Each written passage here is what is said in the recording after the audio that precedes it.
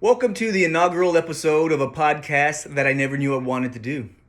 I'm excited to share some information and dialogue about running. Many people may not be runners and want to be. There are a lot of folks out there who run for fitness.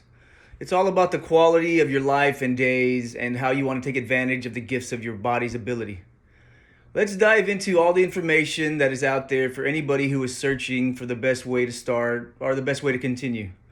Where would you even start? How do you know who to trust? There are so many places online to go and so many different channels of communications to shuffle through. I'm joined by a new runner today who recently started their journey and is thrilled to continue. Patricia, welcome to the show and thanks for being here. Hey, thank you, Renee. It's so great to be here. I've always wanted to have the skill of running, and I'm super grateful to finally have the opportunity to talk to another person about something that, surprisingly enough, I've grown to look forward to in the early mornings. I appreciate the invitation. I'm glad to hear you're enjoying yourself. Did you find any useful information online when you began to think about running? Did you check maybe YouTube, TikTok, Instagram? No, not at first. It just seemed like it would be cool to do. I just kept talking to people and they would tell me how relieving for stress it was and how were there apps to choose from to track miles and time and such. It just seemed overwhelming to start online. So first I just toyed around with walking and trying to run here and there. After a bit I started feeling like a baby giraffe out there, so I figured, there might be people I could learn from. So I went to my laptop and typed into my Google search, trusty, and I looked for articles just running for beginners keywords. I didn't know what else to say. So the first one that popped up looked really simple. I was happy to find it right away, and the title was Runtastic. The article was 8 jogging tips for beginners, keywords. So that was the first one. It intrigued me, and I clicked on it. The ideas were easy to grasp, and the author is a triathlete. So I was super comfortable putting the small pieces of advice into action, and I wasn't overwhelmed. The article had headline in bold font statements, and it was easy. It was easy to follow along with. So I got through it, made for an easy read, and it was helpful information. Wow, that's interesting. It's a good thing that the article with useful information came up right away. I know sometimes when I search for a topic, I have to scroll for a while to get what I'm looking for to come up, and sometimes there's so much content I get lost in it. So it's good that they used your keywords in your search engine to give you what you wanted. Yeah, I'm really grateful for that. The tips, like I said, they were easy to follow, the titles were large, the small pieces of information underneath that were easy to take in. I appreciated the effective advice, and it was just starting with small intervals, taking the necessary time to recover. It's all helped me a lot.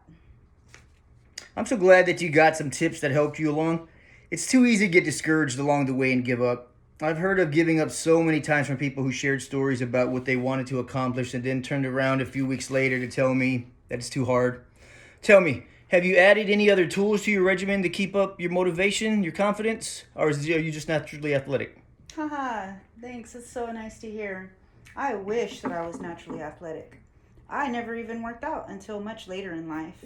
And even then, my 30s, I never thought I would enjoy running, ever. Seemed really boring, no purpose to it. The only reason I initially started was to add a skill to what my body already knew how to do. Really, it was more of a curiosity than a passion. So over time, I played with some running apps to measure my time and distance. I wound up deleting them. They started to show me just products and paid features and try this and try that. So annoying constantly to be sold. So I went without for a while. But I found an app that my friend Michelle uses called Map My Run. And that one seems super easy to use, and the advertisers are not way constantly in your face. They have a paid feature and it allows you to track calories and such, but you don't have to get it. So I really just wanted to see the path that I had run. It's a little silly, but I really like the shapes that my runs have created. I make circles in the streets and it makes me incredibly happy. Very nice. I can see how something like that would bring a smile. I think it's pretty cool that something so simple can bring such satisfaction and that it was what helped you keep going. So tell me a little bit more about the apps that you scrolled through. Did you see them on any other platforms? Did you check on things like YouTube, Facebook, anything like that? I know that all kinds of advertisements popped up on my feed all the time. Yeah, it's interesting. I've seen other products. I haven't seen Map My Run yet. Maybe the tech already knew that I had it on my device and Big Brother's always watching. But no, seriously, if it popped up, I didn't notice that one. I might have missed it. I do see ads pop up on my social media all the time. I know what you're talking about. It's creepy to see a product that I've recently searched for or talked about pop up on my feed. It's on sale. I've seen running gear. I haven't pulled the trigger yet. Maybe as soon as I feel my progress is evident enough. Because there are some nice jeans for athletes. They've recently caught my eye. I wish I remembered the name, but yeah, I'm sure it's going to come up again after we finish visiting today. You'll have to share the brand. Sounds like an item that every closet needs. Thank you for sharing. Yeah, I will let you know what they're called for sure. On the other side, we're talking about that. It's I've seen some articles online that promise results, like this one weird thing. It helps you run longer and faster. I've seen those come up. I actually clicked on one because it's kind of tempting, and then went to some other page and I couldn't even see it, and it asked me to enter a credit card number. No, no, no. So I've stopped clicking on those, and hopefully I'm not missing out on anything good. But it's like a spam call on your phone. It's really annoying. Oh, I know those sites. Getting stuck behind a paywall is not great. Very bad, sneaky way for those advertisings. I have run into the same thing and understand how it can be irritating. It's a good thing that you found the article that you did and kept on going. It's such an accomplishment to stay motivated and active among the complacency of the world. I think it's awesome. In summary, it seems there are a lot of resources online to help with whatever you need, and one just needs to be aware of the differences in where the information is obtained. Great knowledge to have.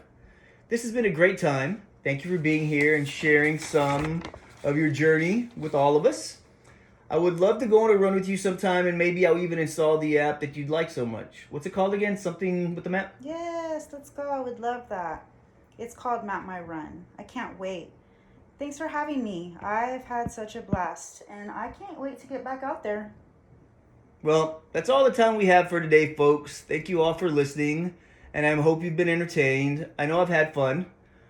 Hope you can tune in next time and that you'll have the best day and get a run in.